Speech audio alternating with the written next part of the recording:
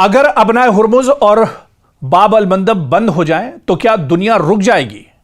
मशरिक़ वुस्ता की जंग में समुद्री रास्ते सबसे बड़ा हथियार क्यों बन गए हैं? ये दो सवाल बहुत अहम है और इन्हीं सवालों को हम समझने की कोशिश करेंगे।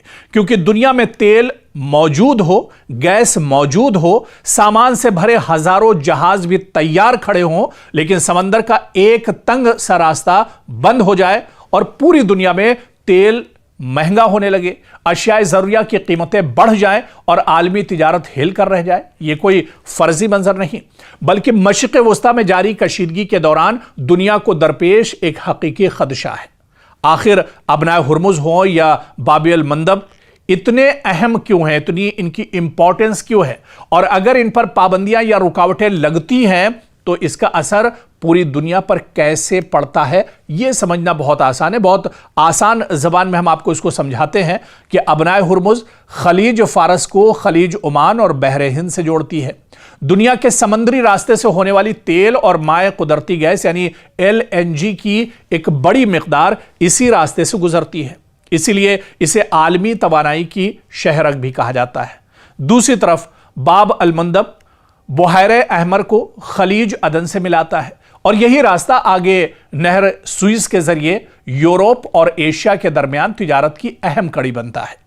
अब देखिए कि हालिया कशीदगी के दौरान ईरान की जानिब से अबनाए हुर्मुज पर ज्यादा कंट्रोल की बातें सामने आई, जबकि ईरान से मुंसलिक हूसी ग्रुप ने बाब अल मंदब में बहरी आमदोरफ्त पर दबाव बढ़ाने और बाज जहाजों से मुतालिक नए जवाबित या महसूलात की बात कही।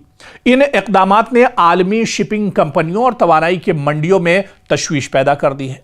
लेकिन एक अहम सवाल यह भी है कि क्या कोई मुल्क अपनी मर्जी से इन बैनुल-अक़वामी समुद्री रास्तों को बंद कर सकता है?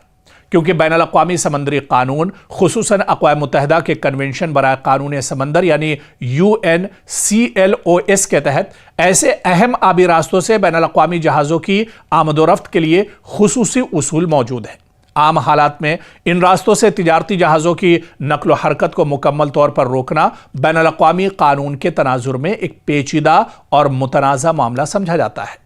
अगर ये रास्ते तवील अरसे तक मुतासिर होते हैं तो इसके असरात सिर्फ खलीजी ममालिक तक महदूद नहीं रहते, बल्कि तेल और गैस की तरसील सुस्त पड़ सकती है, बहरी इंश्योरेंस महंगा हो सकता है, जहाज़ों को अफ्रीका के जुनूबी सिरे यानी कैप ऑफ गुड होप का लंबा रास्ता इख्तियार करना पड़ सकता है, जिससे सफर के दिन और नकलो हमल की जो लागत है वो एक तरह से दोगुनी हो जाएगी। और फिर अगर हम बात भारत की करें तो भारत जैसे मुल्क जो अपनी तवानाई की ज़रूरियात का बड़ा हिस्सा दरामद करते हैं यानी इंपोर्ट करते हैं, इन्हें भी ऐसी सूरत हाल से मुतासिर होना पड़ सकता है।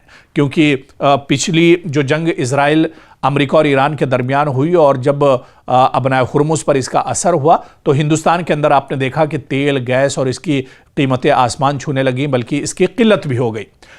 इसी तरह से अब चाहे खाम तेल की बात करें, LNG दरामदी सामान और बरामदी तिजारत की लागत में इजाफा आम सारिफीन तक भी पहुंच सकता है। और इसी दौरान ताज़ा रिपोर्ट्स के मुताबिक खलीजी समुद्री रास्तों पर जहाज़ों की आमदोरफ्त में नुमाया कमी देखी गई है। अगरचे मुख्तलिफ दावों और जवाबी दावों की वजह से सूरत हाल मुसलसल बदल रही है, लेकिन अब क्या अबनाए हुर्मुज पर कोई फैसला निकलेगा? क्योंकि अब यह कहा जा रहा है कि ईरान और अमेरिका मेज़ पर आएंगे, बातचीत करेंगे और गुफ्तगू के ज़रिए, बातचीत के ज़रिए मसला हल होगा। लेकिन क्या अबनाए हुर्मुज का मसला हल होगा? यह बहुत बड़ा सवाल है। ईरान दरअसल इस पर ईरान का कब्ज़ा है और ईरान अपने हिसाब से अबनाए हुर्मुज का इस्तेमाल करना चाहता है, लेकिन अमेरिका यह चाहता है कि ईरान इस पर अपना दबदबा ख़त्म करे और अमेरिका के हिसाब से अबनाए हुर्मुज में आमदोरफ्त चले। तो अब सवाल यह पैदा होता है, क्या अमेरिका और ईरान दोनों इस पर कोई बीच का रास्ता निकालेंगे? क्या कोई ऐसा रास्ता निकलेगा जिससे दुनिया के दूसरे ममालिक को आमदोरफ्त में मुश्किल ना हो? दुनिया के दूसरे ममालिक के जो शिप्स हैं, जो जहाज़ हैं, पानी के जहाज़, वो आसानी से इस रास्ते से गुजर सके। लेकिन इसके लिए अभी इंतज़ार करना होगा, क्योंकि ईरान और अमेरिका के दरमियान बातचीत कब शुरू होगी, कब ये मेज़ पर बैठेंगे और क्या अबनाए हुर्मुज का मसला जंग के साथ साथ इस बैठक में हल होगा, ये भी देखना बहुत अहम है।